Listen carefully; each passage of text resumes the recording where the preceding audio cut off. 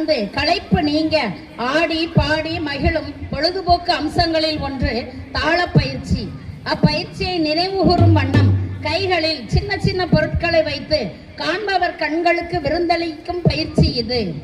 Dumbbells எனப்படும் உருளைக்கட்டை, Indian clubs எனப்படும் கர்லாக்கட்டை, லெசிம் எனப்படும் தாள சங்கிலிக்கட்டை, ஹூப்ஸ் எனப்படும் வளையம், வான்ஸ் எனப்படும் களிகள் போன்றவற்றை கைகளில் தாங்கி விளையாட்டு அரங்கை அழகுபடுத்தும் காட்சிகள் மனதை மயக்கும் வண்ணம் உள்ளது.